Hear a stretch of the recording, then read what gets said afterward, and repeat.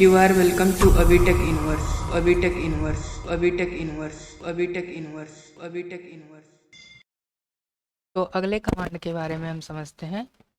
यहाँ पर आ जाते हैं फॉर्मेट में और इमेज पर। तो इमेज अभी हाईलाइट है नहीं, तो एक काम करते हैं। सबसे पहले जो मैंने कॉलम्स लगाया है, इस कॉलम्स को मैं हटा देता हूँ।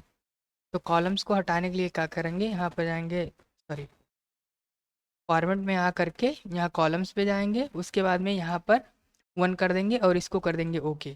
तो ये सब अब एक में हो गया। अब समझना है हमको इमेज कमांड को। तो इमेज कमांड को समझने के लिए सबसे पहले आपके पास इमेज होना चाहिए। तो ये इमेज वाला जो ऑप्शन है, ये है ब्लर। अब यहाँ पर सबसे पहले इंसर्ट करवाएंगे इसको, इमेज को। तो यहाँ से जो पसंदीदा इमेज है कोई सा भी, तो मान लीजिए मैं इसको यहाँ से इंसर्ट कर लिया। AI क्रिएटेड इमेज है स्टूडेंट की, और इसको मैं छोटा कर देता हूँ। अब यहाँ पर अगर जो इसको देखें तो ये हाईलाइट हो गया। अब इसमें देखिए इतने ऑप्शंस पाए जाते हैं, यानी इतने कमांड पाए जाते हैं। क्रॉप है, एडिट विथ एक्सटर्नल टूल है। तो क्रॉप का मतलब होता है कि अगर जो कोई एक्स्ट्रा पार्ट है उसको आप हटाना चाहते हैं काट करके, तो क्रॉप के थ्रू यहाँ पर मान लीजिए मुझे इसको हटाना है, ये वाला साइड तो इतना ज़्यादा है, इसको हटा देंगे। या फिर मान लीजिए बैक का साइड हटाना है, जो पीछे बैग है उसको हटाना है तो उसको भी हटा देंगे। तो इस तरीके से क्रॉप टूल काम करता है, यानी जो एक्स्ट्रा पार्ट है उसको काट करके हटाने के लिए। अगला जो ऑप्शन आता है, कमांड है, वो है एडिट विथ एक्सटर्नल टूल। इसका क्या मतलब है, यहाँ पर जब आप क्लिक करेंगे तो आप स्पेशली दूसरे सॉफ्टवेयर में चले जाएंगे। अब यहाँ से अगर जो आप एडिट करना चाहते हैं तो यहाँ से एडिट कर सकते हैं। तो ये एक प्रकार से एक्सटर्नल टूल है, यानी ये अलग तरीके से बाहर का सॉफ्टवेयर है, इसलिए एक्सटर्नल टूल टूल के नाम से यहाँ पर है। अब यहाँ से हम डायरेक्टली इसको कट करेंगे, और यहाँ पर पूछ रहा है कि जो आपने हाल ही में चेंज किया है उसको आप वैसे छोड़ना चाहते हैं या सेव करना चाहते हैं। तो यहाँ पर जो भी है हम ओके कर देते हैं। उसके बाद में अपनी ज़रूरत के अनुसार ओके करेंगे, ऐसे नहीं चाहे जो जी में आएगा वही कर देंगे। और अगला जो है रिप्लेस। रिप्लेस का मतलब है कि इस इमेज के जगह पर अगर जो आप कोई दूसरा इमेज रखना चाहते हैं तो आप दूसरे इमेज को भी रख सकते हैं। मान लीजिए मैंने इसको यहाँ से रिप्लेस कर दिया, इस इमेज को मैंने ले लिया। अब अगला जो ऑप्शन है ये है कंप्रेस। तो कंप्रेस का मतलब क्या है, कंप्रेस इमेज। अब यहाँ पर जेपीजी क्वालिटी अगर जो आप कंप्रेस करना चाहते हैं, या पीएनजी कंप्रेशन है, यहाँ पर पीएनजी की जो हाइट है उसको कंप्रेस करना चाहते हैं, सॉरी हाइट यहाँ पर है, और विड्थ को कंप्रेस करना चाहते हैं यहाँ पिक्सल में ये कंप्रेस कर सकते हैं। रेजोल्यूशन मतलब क्वालिटी डॉट पर इंच, जो डीपीआई है इसका फुल फॉर्म है। उसके बाद में इंटरपोलेशन अगर जो आप चेंज करना चाहते हैं तो यहाँ पर इसको चेंज कर सकते हैं। और उसके बाद में यहाँ पर इमेज के इंफॉर्मेशन दिखाई दे रहे हैं कि इमेज का नाम क्या है, टाइप क्या है, उसके बाद में इसका साइज क्या है। तो इसको आप यहाँ से इमेज को कंप्रेस कर सकते हैं अगर जो ज़रूरत हो तो। ज़रूरत नहीं है तो कोई दिक्कत नहीं, इसको ऐसे ही रहने देंगे। अगला जो कमांड है इसमें है सेव। इसको सेव करना है आपको इमेज को, तो आप जेपीईजी में इसको सेव कर सकते हैं। यहाँ से इमेज, ये जो है इमेज एक्सपोर्ट का डायलॉग बॉक्स है, यानी कंप्रेस करने के बाद में या कोई एडिटिंग अगर जो आप कर रहे हैं तो यहाँ से डायरेक्टली इमेज को सेव कर सकते हैं। तो मैं यहाँ डाउनलोड में हूँ, और कुछ भी एडिटेड इमेज के नाम से मान लीजिए मैं इसको सेव कर देता हूँ और सेव करता हूँ। अब यहाँ पर जो है इसकी विड्थ इतनी है, सेंटीमीटर में है। अगर जो आप में या फिर इंच में, पॉइंट में, पिक्सल में करना चाहते हैं तो यहाँ चेंज कर सकते हैं। मॉडिफाई रेजोल्यूशन अगर जो आप करना चाहते हैं तो इसको यहाँ से रेजोल्यूशन को घटा सकते हैं, बढ़ा सकते हैं। कलर डेप्थ भी है यहाँ पर, तो इसको ऐसे रहने देते हैं, यहाँ पर ओके करते हैं। अब जा करके हम डाउनलोड में देख लेते हैं। विंडोज ई बटन प्रेस करेंगे तो यहाँ से डायलॉग बॉक्स आ जाएगा होम का, और यहाँ आ जाएंगे डाउनलोड पे। और अभी मैंने एडिटेड इमेज के नाम से इसको एक्सपोर्ट किया है, तो यहाँ पर देख सकते हैं वही इमेज है जो कि मैंने राइटर में से ही इसको एक्सपोर्ट कर दिया है। तो खैर कुछ ये ऐसे काम करता है। उसके बाद में जो अगला कमांड है इसका इमेज का, वो है फिल्टर, शेप को मैंने देख लिया, उसके बाद में है फिल्टर। तो फिल्टर क्या होता है कि जैसे नॉर्मली सेल्फी लेते समय फिल्टर का उपयोग हम लोग करते हैं, तो यहाँ पर उससे थोड़ा सा हट करके है। अगर जो आप इस पे फिल्टर लगाना चाहते हैं, जैसे इन्वर्ट मान लीजिए मैं कर देता हूँ, तो देखिए इन्वर्ट में इसका कलर चेंज होकर के कुछ ऐसा हो गया। कंट्रोल जेड कर लेते हैं। तो फिल्टर एक प्रकार से इसका जो रियल इमेज है उसमें किसी भी प्रकार के कलर या मतलब जो होता है, जैसे मान लीजिए यहाँ पर मैं स्मूथ कर देता हूँ, तो स्मूथनेस को और बढ़ा देते हैं ऐसे, देखिए तो ये थोड़ा सा ब्लर टाइप हो गया है, तो इसको कैंसिल कर देते हैं। खैर जो रियल इमेज है उसको ऐसे ही रहने देते हैं, ज़रूरत के अनुसार इमेज को इधर उधर मतलब छेड़छाड़ करेंगे इसमें। कलर अगर जो आप एडजस्ट करना चाहते हैं कलर एडजस्ट कर सकते हैं। इसकी प्रॉपर्टीज़ देखना है तो प्रॉपर्टीज़ देख लेंगे। पोजीशन एंड साइज इसका ऑप्शन जो है। इस इमेज का नाम चेंज करना चाहते हैं तो नाम भी आप अपने अनुसार चेंज कर सकते हैं। रैप अगर जो करना चाहें तो रैप कर सकते हैं। तो खैर रैप एक ज़रूरी टॉपिक है, मैं इसको इसी वक्त बता देता हूँ कि किस तरीके से काम करता है। अब यहाँ पर जैसे इस इमेज को रखें तो ये देखें, यहाँ पर जहाँ पर रख रहे हैं उस इमेज के जगह पर, मतलब इमेज तो वहाँ पर आ रहा है लेकिन उसके जो कैरेक्टर्स है ये बाहर हो जा रहे हैं। तो रैप में यहाँ पर क्या है, पैरेलल है, ये ऑप्टिमल है, बिफोर है, आफ्टर है, उसके बाद में थ्रू है। तो यहाँ पर थ्रू कर दिए तो ये जो है इमेज ऊपर हो गया है और टेक्स्ट जो है वो पीछे हो गया है। लेकिन अगर जो और करना चाहते हैं यहाँ पर ये देखिए नन कर दिए, तो नन में क्या हो गया कि एक थोड़ा सा कैरेक्टर टाइप में हो गया है। मतलब एंकर पॉइंट अगर जो हम जहाँ रखना चाहते हैं तो एंकर पॉइंट को समझ लेगा कि वहाँ पर क्या है, एक अपने आप में शब्द है, तो उस शब्द को हटा करके इतना जगह इसके लिए छोड़ देता है। ये कुछ ऐसे काम करता है। तो यहाँ पर अगर जो इसको मुझे करना है बैकग्राउंड, खैर इसको देख लेते हैं। अगर जो यहाँ बिफोर कर देते हैं तो टेक्स्ट जो है वो बिफोर रहेगा और यहाँ पर टेक्स्ट आफ्टर हो जाएगा, जो आपके कंटेंट रहेंगे। और पैरेलल का मतलब दोनों साथ में रहेगा। यहाँ पर देखिए, अगर जो देखे इसके तो यहाँ पैरेलल है इसके। उसके बाद में अगला ऑप्शन क्या है, यहाँ पर प्रॉपर्टीज में, हाँ रैप में एक ऑप्शन जो मैं खोज रहा हूँ मिल नहीं रहा है, कि अगर जो इमेज को यहाँ टेक्स्ट के पीछे करना है तो यहाँ पर रैप में जाएं और यहाँ इन बैकग्राउंड, हाँ यही मैं खोज रहा था। यहाँ पर राइट क्लिक करेंगे, उसके बाद में यहाँ रैप में जाएंगे और इन बैकग्राउंड में करना चाहें तो इन बैकग्राउंड में कर सकते हैं, कि आपका जो इमेज है वो पीछे रहेगा और टेक्स्ट जो है वो फ्रंट में रहेगा। तो ये कुछ ऐसे काम करता है। उसके बाद में जो अगला कमांड है, यहाँ पर ग्राफिक साइज चेक है, तो उसके मतलब अभी वो ब्लर है। अगला जो कमांड है वो है टेक्स्ट बॉक्स एंड शेप के लिए। तो सबसे पहले हम क्या करते हैं, ये हो गया इमेज का काम खत्म। उसके बाद में हम क्या करते हैं, यहाँ से शेप इंसर्ट कर लेते हैं। यहाँ पहले इसको डीसेलेक्ट करेंगे, बाहर क्लिक करेंगे तो यहाँ डीसेलेक्ट हो जाएगा। इंसर्ट में जाएंगे, आफ्टर देन शेप, यहाँ से कोई भी इमेज यहाँ ड्रॉ कर लेते हैं। तो यहाँ पर जब ड्रॉ करते हैं तो दो तरीके से, एक तो ड्रैग एंड ड्रॉप कर सकते हैं, अपनी ज़रूरत के अनुसार साइज को एडजस्ट करेंगे। दूसरा है क्लिक कर देंगे तो वो एक साइज आ जाएगा। अब यहाँ पर अगर जो देखें तो इसका जो कलर है वो फुलफिल कलर क्या है। एक चीज़ और, यहाँ पर ये जब तक हम कैंसिल नहीं करेंगे इसके बटन प्रेस करके, तब तक ये मतलब टूल जो है, जो शेप है वो सेलेक्ट रहेगा। आप जितनी बार क्लिक करेंगे, जहाँ भी क्लिक करेंगे एक नया शेप आ जाएगा। तो कंट्रोल जेड कर लेते हैं। सबसे पहले इसको इसके बटन से डीसेलेक्ट कर देते हैं उस शेप को। तो इसके बटन मैंने प्रेस किया, ये डीसेलेक्ट हो गया। कंट्रोल जेड कर लेते हैं। अब यहाँ मैंने इतने शेप ड्रॉ किए हैं तो इसको अब सेलेक्ट करते हैं। अब इसका जो कलर फिल है इसको नो फिल कर देते हैं। यहाँ पर आते हैं, यहाँ पर आते हैं, नन कर देते हैं। और इसका जो बॉर्डर रेडियस है इसको, इसकी लाइन को थोड़ा सा थिक कर देते हैं। अगर जो इसको कलर करना चाहें तो कलर भी कर सकते हैं अपनी ज़रूरत के अनुसार। अब यहाँ पर जो है इसको सेलेक्ट करेंगे। यहाँ अब आकर देखें टेक्स्ट बॉक्स एंड शेप। तो अभी तो मैंने शेप लिया हुआ है, लेकिन अगर जो इसी को टेक्स्ट बॉक्स में कन्वर्ट करना है तो यहाँ पर आकर के मैं डबल क्लिक कर दूंगा। इसी शेप पर डबल क्लिक कर देता हूँ तो ये कन्वर्ट हो जाता है एक शेप में। सॉरी अभी नहीं हुआ। यहाँ से हम क्या करेंगे, कलर फिल कर लेते हैं पहले से एक कलर, और डबल क्लिक करें। हाँ, जब डबल क्लिक करेंगे तो वही शेप कन्वर्ट हो जाता है टेक्स्ट बॉक्स में। एक तरीका ये है तो ये शेप का टेक्स्ट बॉक्स हो गया, यानी शेप में ही लिख रहे हैं। दूसरा तरीका क्या है, हम इंसर्ट में जाएंगे और टेक्स्ट बॉक्स को डायरेक्टली हम इंसर्ट कर लेते हैं। इंसर्ट और शेप में टेक्स्ट बॉक्स कहाँ पर है,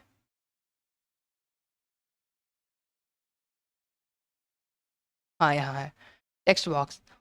अब यहाँ पर मैं डायरेक्टली कुछ लिख सकता हूँ, इसके बटन प्रेस करूँगा ये सिलेक्ट हो जाएगा, जैसे ऊपर वाले में कलरफुल है, यहाँ पर हम आकर के कोई कलर सेलेक्ट कर सकते हैं। खैर सफ़ेद है तो इसका कलर मैंने ऐसे कर दिया।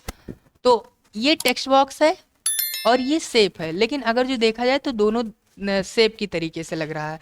अब शेप में और टेक्स्ट बॉक्स में अंतर क्या होता है कि जो टेक्स्ट बॉक्स का टेक्स्ट होता है वो एकदम स्टार्टिंग से, यानी लेफ्ट टॉप कॉर्नर से ये शुरू होता है, लेकिन जो शेप होता है वो एकदम वर्टिकल के सेंटर में, अगर जो वर्टिकल पोजीशन में देखा जाए तो ये सेंटर में आ जाता है, बीचों बीच में। तो ये होता है text box and image shape. अब यहाँ पर पोजीशन एंड साइज है जो कि डायरेक्ट अभी मैंने बताया है यहाँ पर उसके लिए, इमेज के लिए। तो वैसे कुछ काम करता है, रोटेट करना चाहें तो रोटेट भी कर सकते हैं, किस डायरेक्शन में। तो यहाँ पर ऐसे डायरेक्शन है, अगर जो इसको यहाँ पर रोटेट करेंगे, देखिए ये सेलेक्ट था, ये रोटेट हो गया। कंट्रोल जेड कर लेते हैं। अगला जो कमांड है, यहाँ पर लाइन है, फिर एरिया है। अब एरिया जब क्लिक करेंगे तो यहाँ डायलॉग बॉक्स ओपन हो जाएगा एरिया का। तो यहाँ पर शैडो ट्रांसपेरेंसी, एरिया का मतलब स्पेशली कलर के लिए किया जाता है, तो ग्रेडियंट कर देते हैं इस शेप में, कोई सा जो अच्छा लगे। इस ग्रेडियंट को मैंने इसमें फिल कर दिया। तो एरिया स्पेशली कलर फुलफिल करने के लिए काम आता है। फिर आता है टेक्स्ट एट्रीब्यूट। टेक्स्ट एट्रीब्यूट आता है तो इसके लिए क्या है, यहाँ पर टेक्स्ट डायलॉग बॉक्स आ जाएगा जब इसको क्लिक करेंगे। उसके बाद में यहाँ पर fit width to text, fit height to text, तो ये हाइट के लिए है और ये बिट्स के लिए यहाँ पर काम करता है। उसके बाद में स्पेसिंग, बॉर्डर अगर जो लगाना चाहते हैं तो उसको भी एडजस्ट कर सकते हैं कि बॉर्डर के बाद में स्पेसिंग कितना रहेगा। और मतलब यहाँ पर लेफ्ट के लिए है और राइट के लिए, टॉप और बॉटम के लिए है। उसके बाद में आता है टेक्स्ट एंकर, कि टेक्स्ट का एंकर कैसे रहेगा, कहाँ रहेगा। तो यहाँ पर देखिए उसको मैंने चेंज किया तो ये टेक्स्ट एंकर यहाँ पर आ गया। अब यहाँ लेफ्ट में मैंने इतना बढ़ाया हुआ था इसलिए यहाँ पर ये थोड़ा सा टेक्स्ट उसके आगे हो गया। तो फिर से थोड़ा समझ लीजिए, यहाँ आएंगे टेक्स्ट एट्रीब्यूट में। अभी देखिए लेफ्ट को मैंने यहाँ पर इंक्रीमेंट किया हुआ है, तो यहाँ पर मैं 1 इंच डायरेक्टली कर देता हूँ और इसको 0 0 कर देता हूँ। अब यहाँ से अगर जो देखें तो ये बढ़ा हुआ मिलेगा, देखिए यहाँ पर मैंने 1 इंच किया था तो 1 इंच डायरेक्टली ये बढ़ा हुआ मिला। कंट्रोल जेड कर देते हैं और फिर कंट्रोल जेड करेंगे तो एंकर पॉइंट यहाँ पर है, तो इसलिए ये वहाँ से शुरू हो गया। टॉप में था एंकर पॉइंट और लेफ्ट का जो है यहाँ पर इसको देखें, अगर जो टेक्स्ट एट्रीब्यूट में, तो एंकर पॉइंट टॉप में है लेकिन लेफ्ट में 0 है, इसलिए ये ऐसे काम किया। अगला जो ऑप्शन है वो है टेक्स्ट अलोंग पाथ। तो इसके लिए क्या करना होता है, यहाँ पर आएंगे, सबसे पहले एक शेप ले लेते हैं, बेसिक शेप में आते हैं और आर्क में आते हैं, और यहाँ से मैंने एक शेप ले लिया। अब मैं इसको यहाँ से ऐसे एक आर्क का शेप मैं ड्रा कर लिया, और यहाँ से इसके बटन प्रेस करेंगे, डबल क्लिक करेंगे इस पर, और यहाँ पर कुछ टेक्स्ट लिख देते हैं, यू आर वेलकम। यहाँ पर मैंने लिखा और इसके बटन से मैं इसको सिलेक्ट कर लेता हूँ। अब मैं आऊँगा फॉर्मेट में, उसके बाद में यहाँ पर टेक्स्ट बॉक्स एंड शेप में और टेक्स्ट अलोंग पाथ पर क्लिक करूँगा। अब जब मैं यहाँ पर क्लिक करूँगा तो टेक्स्ट अलोंग पाथ का डायलॉग बॉक्स ओपन हो जाएगा। यहाँ पर देखिए बेस लाइन ऑफ है, मतलब इसका जो बेस लाइन है अभी ऑफ है। और यहाँ पर अगर जो रोटेट पर क्लिक कर दें तो यू आर वेलकम जो है वो आ जाएगा ऊपर, यहाँ पर आ गया। अच्छा ऊपर ये इसीलिए यहाँ पर आया एकदम सेंटर में, क्योंकि यहाँ जो इसका अलाइनमेंट है, एडजस्ट है, वो क्या है, सेंटर है। इसको लेफ्ट कर देंगे तो यहाँ पर आ गया एकदम, जो लेफ्ट का एरिया है, लेफ्ट वाले राइट पर कर देंगे तो ठीक इसका अपोजिट हो जाएगा। अगर जो टेक्स्ट को बढ़ाना है तो यहाँ डबल क्लिक करेंगे, यानी कंटेंट को बढ़ाना है तो डबल क्लिक करेंगे और ये बीच में आ जाएगा अपने आप। तो यहाँ पर मैं लिख देता हूँ अभी टेक यूनिवर्स। अब मैं इसके बटन जैसे क्लिक करूँगा तुरंत ये कंटेंट बढ़ गया। और भी बढ़ाना है तो क्या करेंगे, यूट्यूब चैनल कर देता हूँ।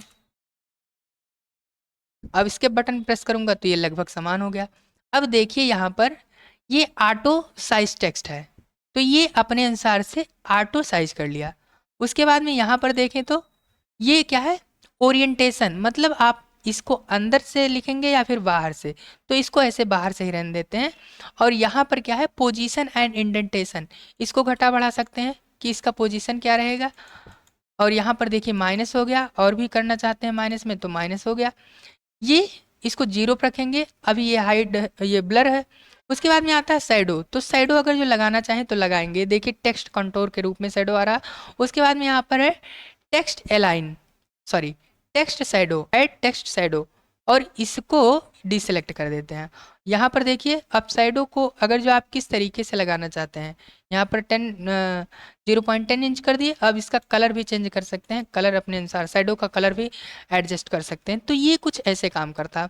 उसके बाद में जो अगला ऑप्शन आता है, खैर इसका काम इतना ही है, अपने अनुसार डिजाइन बनाइए और जो भी कंटेंट आपको समझ में आता है उस कंटेंट को लिखिए। और यहाँ पर शैडो कुछ ज़्यादा लग रहा है तो इसको कम ही कर देते हैं तो बेहतर है। हाँ, यहाँ पर शैडो चेंज भी कर सकते हैं, स्लैंट टेक्स्ट शैडो, ये कुछ ऐसे काम कर रहा है।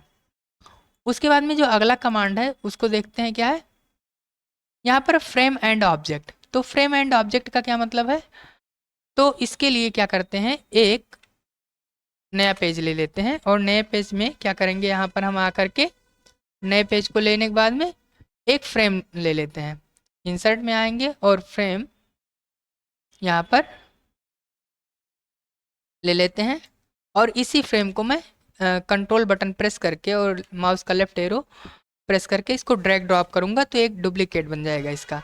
अब यहाँ पर फ्रेम फॉर्मेट में आएंगे और फ्रेम एंड ऑब्जेक्ट में आएंगे। यहाँ पर लिंक फ्रेम, ये क्या होता है कि आपने इसको लिंक कर दिया इसके साथ में, तो ये केवल हाईलाइट करने का काम करता है। अगर जो मैं आकर के इसके हेल्प में देखूं तो यहाँ पर फ्रेम एंड ऑब्जेक्ट जो है opens a sub menu to link and unlink frames and edit properties of a selected frame, मतलब लिंक और अनलिंक करने के लिए काम आता है सेलेक्टेड फ्रेम को, और साथ ही साथ एडिट, उसकी प्रॉपर्टीज जो होती हैं उसको एडिट करने के लिए भी काम आता है। तो यहाँ फॉर्मेट में आएंगे और यहाँ पर आएंगे और प्रॉपर्टीज देख लेंगे यहाँ से। तो यहाँ पर इसके प्रॉपर्टीज, इसके नाम को चेंज कर सकते हैं, जो फ्रेम है आपने किस लिए लगाया है उसका डिस्क्रिप्शन यहाँ पर लिख सकते हैं, और यहाँ पर उसको रैप कर सकते हैं, हाइपर लिंक भी लगा सकते हैं यूआरएल के थ्रू, या फिर आप डायरेक्टली फाइल को यहाँ पर मैनेज करेंगे। ये कुछ ऐसे काम करता है। एक तो ये तरीका हो गया प्रॉपर्टीज देखने का फॉर्मेट से, एक तरीका है डबल क्लिक कर देंगे तब भी आप फ्रेम की प्रॉपर्टीज में आ जाएंगे। और अगला जो कमांड है वो क्या है, नेम। तो आपने जो फ्रेम या जो भी ऑब्जेक्ट सेलेक्ट किया है या जो इमेज है उसका नेम अगर जो आप लिखना चाहते हैं, जैसे मान लीजिए मैं इसको सेलेक्ट कर लूँ और यहाँ पर मैं आऊँ फॉर्मेट में और इसका नाम देना चाहूँ, तो मान लीजिए इलेप्टिकल आर्क 1 है तो मैं यहाँ पर लिख देता हूँ इलेप्टिकल डिज़ाइन, डिज़ाइन में लिख देता हूँ, तो इसका एक नाम हो गया, ये नाम हो गया। अब उसके बाद में जो अगला है वो अल्टरनेट टेक्स्ट है। अब यहाँ पर अल्टरनेट टेक्स्ट जैसे मैंने लिखा है तो मैं लिख भी देता हूँ यहाँ पर यू आर वेलकम। अच्छा, और भी कुछ लिखना चाहते हैं आप अल्ट टेक्स्ट में, ये तो हो गया नॉर्मल टेक्स्ट, अल्टरनेट टेक्स्ट में कुछ लिखना चाहते हैं उसको भी लिख सकते हैं, तो ये इसके काम में आता है। उसके बाद में अगर जो कोई डाउट है तो आप पूछ सकते हैं। यहाँ पर देखिए assign a text and an alt text to selected object, मतलब जो आपने ऑब्जेक्ट को सेलेक्ट किया है उसमें टेक्स्ट असाइन करने के लिए इसका उपयोग किया जाता है। अगला ऑप्शन क्या है, एंकर।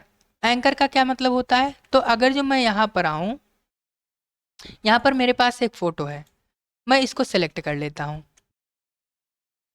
इस ऑब्जेक्ट को मैं सेलेक्ट कर लेता हूँ यहाँ से।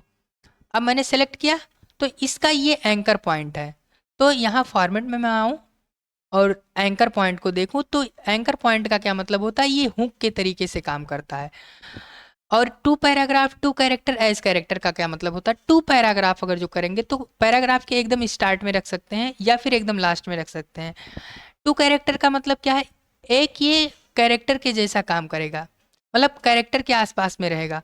एज कैरेक्टर का मतलब क्या है कि अपने आप को ही ये कैरेक्टर समझेगा। तो यहाँ पर आते हैं, सबसे पहले समझ लेते हैं, अभी तो टू कैरेक्टर है, पैराग्राफ समझ लेते हैं। तो पैराग्राफ लिस्ट का मतलब सिंपल सा होता है कि जितने बार इंटर किया गया है एक नया पैराग्राफ बना है और नए पैराग्राफ को ही मतलब एक नया नंबर असाइन किया जाता है लिस्ट में। तो मैं आ जाता हूँ इसको उठा करके एकदम ऊपर ताकि यहाँ से क्लियर हो जाए। इसमें आ जाता हूँ, इस पेज में। अब देखिए यहाँ पर पैराग्राफ है, तो एकदम स्टार्टिंग वाला पैराग्राफ यहाँ है, नया पैराग्राफ यहाँ शुरू होगा, तो ये कुछ ऐसे हो गया। अगर जो यहाँ पर रखना चाहूँ तो यहाँ आ जाएगा। अच्छा एक चीज़ और, ये अभी तो टेक्स्ट के पीछे है, खैर कोई दिक्कत नहीं, एकदम वहाँ पर आ जाते हैं। तो यहाँ पर क्या करना है इसको, अगर जो मैं यहाँ पर आऊँ एंकर में और इसको कर दूँ टू कैरेक्टर, तो ये कैरेक्टर के जैसा हो गया, मतलब कैरेक्टर के आसपास में हो गया। अगर जो एज कैरेक्टर कर दूँ तो एकदम ये कैरेक्टर के जैसा बिहेव करेगा। तो इसको किसी भी कैरेक्टर के साथ में रख सकते हैं। देखिए अगर जो मैं इसको यहाँ पर रखना चाहूँ, इसको यहाँ से उठा करके यहाँ रखूँ, एकदम वहाँ चला गया, कंट्रोल जेड कर लेता हूँ, कोई दिक्कत नहीं, और इसको उठा करके ऐसे करूँ तो एक कैरेक्टर के तरीके से काम कर रहा है। खैर यहाँ से अगर जो चेंज कर दूँ मैं एंकर और टू कैरेक्टर कर दूँ तो ये इसके बराबर में हो जाएगा। अब जहाँ पर रखना चाहे रख सकते हैं इसको, ये हो गया। लेकिन अगर जो मैं चाहता हूँ कि ये अभी बैकग्राउंड में है, इसको फॉरग्राउंड में लाना है, तो रैप में जाऊँगा, तो यहाँ पर थ्रू कर दूंगा तो ये ऊपर आ जाएगा, टेक्स्ट पीछे हो जाएगा। अब यहाँ जो रैप है ये इसी से संबंधित काम करता है कि अगर जो आप पैरेलल करेंगे तो आपका जो कंटेंट रहेगा ये उसके बीच में जाएगा, और जो कंटेंट मतलब इधर उधर होना चाहिए मतलब इधर उधर होने लायक रहेगा वो इधर उधर हो जाएगा। उदाहरण के लिए अगर जो मैं इसको यहाँ पर कर दूँ, देखिए तो ये कुछ ऐसे हो गया, ये इसके आसपास में हो गया। अगर जो यहाँ पर मैं जाऊँ, अगला जो रैप है यहाँ पर ऑप्टिमल कर दूँ, तो ऑप्टिमल का क्या मतलब हो गया, यहाँ पर देखिए कुछ उसका आउटपुट ऐसे देखने को मिल रहा है। यहाँ पर ऑप्टिमल का आउटपुट कुछ ऐसे है, और साथ ही साथ यहाँ पर खैर बहुत ज़्यादा इधर उधर नहीं करेंगे इसको अगर जो बैकग्राउंड में करना है तो इन बैकग्राउंड करेंगे, या फिर बैकग्राउंड के बाहर करना है तो बैकग्राउंड मतलब थ्रू कर देंगे। ये बैकग्राउंड अगर जो थ्रू कर देंगे तो ये मतलब जो इमेज है ऑब्जेक्ट है वो ऊपर रहेगा और टेक्स्ट बैकग्राउंड में रहेगा। अगर जो बैकग्राउंड में इसको करना है तो सिंपल है, बैकग्राउंड वाला ऑप्शन को सिलेक्ट करेंगे। अरेंज का क्या मतलब होता है, तो यहाँ पर हम सबसे लास्ट में आ जाते हैं, कंट्रोल और इंड बटन के साथ में इस पेज पर आ जाते हैं, और इनको मैं कर देता हूँ डिलीट, और इसको भी मैं डिलीट कर देता हूँ। अब मैं आ जाता हूँ इंसर्ट में और पिक्चर में, सॉरी इमेज में। यहाँ पर मैं आऊँगा और 3-4 फोटो को मैं सेलेक्ट कर लेता हूँ।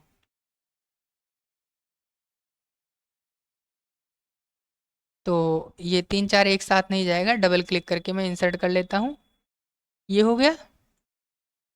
अब इसको मैं रिसाइज कर लेता हूँ अपनी ज़रूरत के अनुसार, ये हो गया। मेरे पास एक फ़ोटो पहले से था, यहाँ पर है, पर वो दूर है, कोई दिक्कत नहीं है उससे। यहाँ पर मैंने एक इंसर्ट कर लिया, दूसरा मैं इंसर्ट कर लूँगा अवार्ड का कोई, सॉरी वो क्या हो गया, रिप्लेस हो गया। तो बाहर क्लिक करके इंसर्ट करेंगे इमेज को, कहीं बाहर क्लिक कर देंगे एक बार, उसके बाद में दूसरे पर जाएंगे, दूसरा इमेज सेलेक्ट कर लेंगे। अब ये देखिए दूसरा वाला आ गया। एक चीज़ ध्यान रहे, कोई इमेज रहेगा तो उसको कॉर्नर से ही रिसाइज करेंगे ताकि उसका रेशियो बिगड़े ना। रेशियो अगर जो बिगड़ जाएगा तो फोटो स्ट्रेच लगेगा या फिर कंप्रेस लगेगा। उसके बाद में एक शेप और ले लेते हैं जो समझ में आए, फिर से रिप्लेस हो गया, बाहर क्लिक करना ज़रूरी है।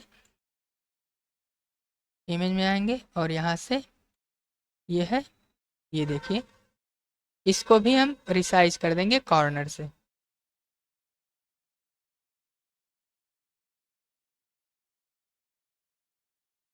अब मैं इसको एक ऐसे लाइन बाय लाइन रख लेता हूँ।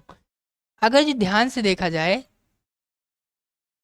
पीछे हो गया, इसको मैं ऐसे करूँ और इसको उठा करके यहाँ पर क्लिक कर दो। अब देखिए जो ऐसे, तो ये जो फोटो है, ये फोटो है सबसे पीछे, फोटो जो है वो है सबसे पीछे, और बिनर वाला जो है उसके आगे है, मतलब ट्रॉफी जो है, और उसके बाद में यहाँ पर जो क्रिसमस बॉल्स हैं ये सबसे फ्रंट में है। तो अगर जो इसी को मुझे अरेंज करना है तो यहाँ पर मैं आऊँगा और यहाँ पर है bring to front forward 1, back 1, send to back. अब यहाँ पर जो सबसे पहले वाला ऑब्जेक्ट है या इमेज है उसको मैंने सेलेक्ट किया हुआ है, तो अगर जो उसको बैक 1 करना है, बैक 1 का मतलब है कि एक एक फ़ोटो करके हम इसको पीछे कर सकते हैं। तो पहले वाले फ़ोटो चला गया उसके पीछे। अब जो यहाँ पर अगला ऑप्शन है इसको एक बार और बैक 1 करेंगे तो ये एकदम पीछे चला गया, यानी तीसरे नंबर पर चला गया। लेकिन अगर जो इसी को लाना है एक ही बार में तो यहाँ ब्रिंग टू फ्रंट कर देंगे, मतलब एक ही साथ में सबसे पहले आ जाएगा। और यहाँ पर ठीक उसका अपोजिट है, सेंड टू बैक, एक ही साथ में सबसे पीछे चला गया। यानी 1 बाई 1 भी कर सकते हैं और एक साथ में सबसे पीछे कर सकते हैं, सबसे आगे भी कर सकते हैं। और यहाँ पर 2 फॉरग्राउंड 2 बैकग्राउंड है, तो जो कि मैंने अभी बताया कुछ वैसे ही काम करेगा। और उसके बाद में रोटेशन है, तो रोटेट एंड फ्लिप का मतलब है कि अगर जो आप इसको घुमाना चाहते हैं, मान लीजिए ये लड़की वाला फ़ोटो मैंने सेलेक्ट कर लिया जो कि AI क्रिएटेड है, और मैं इसको रोटेट करना चाहता हूँ, तो ऐसे मैं रोटेट कर सकता हूँ। सॉरी, यहाँ पर मैं आता हूँ, हाँ इसको सेलेक्ट करता हूँ और यहाँ पर इसको मैं रोटेट कर देता हूँ। ये कुछ ऐसे काम करेगा। रोटेशन का काम है कि फ़ोटो अगर जो आपने तिरछा इंसर्ट कर, मतलब घुमाव रोटेशन में इंसर्ट कर लिया, तो आप यहाँ से रोटेट करके उसको सही कर सकते हैं। उसके बाद में फ्लिप का क्या मतलब होता है? फ्लिप का मतलब होता है डायरेक्टली उसको घुमा देना, चाहे हॉरिजेंटल में या फिर वर्टिकल में। तो फ्लिप वर्टिकल कर देंगे तो ये देखिए कुछ इस तरीके से हो गया। अगर जो हॉरिजेंटल करते तो अभी हम देखें तो मतलब मेरी तरफ से वो लेफ्ट के तरफ क्रॉस है, अगर जो इसको राइट के तरफ क्रॉस करना है तो यहाँ पर फ्लिप हॉरिजेंटल कर सकते हैं। सॉरी, यहाँ पर इसको सिलेक्ट करेंगे और उसके बाद में ये है फ्लिप हॉरिजेंटल, ये देखिए ऐसे हो गया। अगला जो है वो आता है यहाँ पर group and shape, group shapes. तो सबसे पहले उसके लिए क्या करना होगा, इंसर्ट में आएंगे और शेप ले लेते हैं। शेप में यहाँ पर मैंने ब्लॉक आर्क ले लिया और इसको मैं ड्रॉ कर लेता हूँ। अब यहाँ से मैंने एक शेप लिया और इसको मैं इसके बटन क्लिक करके डिसेलेक्ट कर लूँगा। ये बार बार आ रहा है, इसको कट कर देता हूँ। अब इसमें क्या करूँगा, मैं डबल क्लिक करूँगा, सॉरी, यहाँ मैं आकर के ग्रेडियंट में आऊँगा और ग्रेडियंट में आकर के रेनबो कलर सेलेक्ट कर लेता हूँ। और मैं चाहता हूँ कि इससे संबंधित शेप, मतलब एक डिज़ाइन बनाना है, और कंट्रोल डी करके या फिर यहाँ पर ऐसे कंट्रोल डी करते हैं, खैर कोई दिक्कत नहीं है, कंट्रोल डी से डुप्लीकेट नहीं हो रहा है इसमें। क्लिक करेंगे एक बार, इसको छोटा कर लेते हैं, बार बार जंप हो रहा है वहाँ पर। अब मैं इसको क्या करता हूँ, डुप्लीकेट कर लेता हूँ। अब इसको एडजस्ट कर देता हूँ। यहाँ पर मैं चाहता हूँ कि ये जो इसका साइज है